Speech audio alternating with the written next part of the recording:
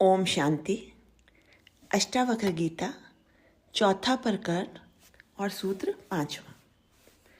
जिस प्रकार ज्ञानी एवं अज्ञानी के कार्यों एवं व्यवहारों में भिन्नता दिखाई देती है, उसी प्रकार ज्ञानियों तथा अज्ञानियों द्वारा निर्मित शास्त्रों में भी भिन्नता दिखाई देती है। सभी ज्ञानियों की एक ही दृष्टि होती है, किंतु अज्ञानियों में सभी की दृष्टि भिन्न भिन्न होती है। दादू ने कहा है, जे पहुँचे ते कही गए, तिनकी एके बाती, सबे सयाने एक मति, उनकी एके जाति। ज्ञानी के कोई संप्रदाय नहीं होते, उनकी कोई जाति नहीं होती, उनमें मतभेद नहीं होता, सिद्धांतों व कार्यों में भिन्नता नहीं होती। वह सभी एक ही बात कहते हैं, जो सत्य है वही कहते हैं। असत्य अनेक प्रकार के होते हैं, किंतु सत्य तो एक ही होता है। एक बार एक न्यायाधीश ने 10 गवाह बुलाए। वकील 10 ही सूफी पकड़कर ले आया। न्यायाधीश ने कहा कि मैं इन 10 सूफियों को एक ही गवाह मानूंगा, क्योंकि सभी सूफी एक ही बात कहते हैं, अतः ये एक ही गवाह हुआ। 9 कोई दूसरे लेके आओ।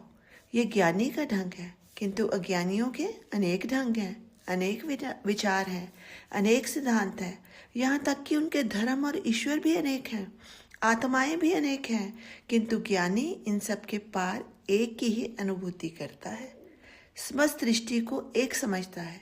कुछ अज्ञानी कहते हैं कि इच्छाएं छोड़ो, वासनाएं छोड़ो, संसार छोड़ो, लोभ मोह माया ममता धन दौलत सब छोड़ो, तब तुम्हें ज्ञान होगा।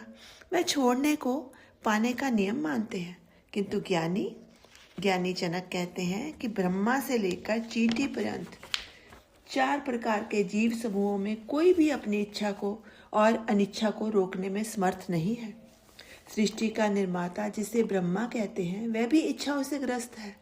सृष्टि निर्माण की उसकी भी इच्छा है। विष्णु महेश इंद्र आदि अनेक देवी देवता भी इच्छाओं एवं वासनाओं से ग्रस्त हैं। फिर मनुष्य पशु पक्षी जीव जंतु अपनी इच्छाएं कैसे छोड़ सकते हैं? इन सब में केवल आत्मज्ञानी ही इन इच्छाओं और इन अनिच्छाओं को दोनों को रोकने में समर्थ है, अन्य कोई नहीं।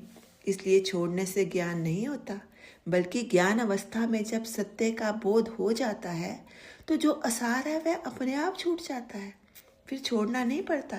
ज्ञानी जनक के सत्य प्रति का यही सार है कि पाना ही नियम है, छोड़ना नियम नहीं है। क्या छोड़ना है और क्या ग्रहण करना है, ये ज्ञानी विवेक से निर्धारित करता है।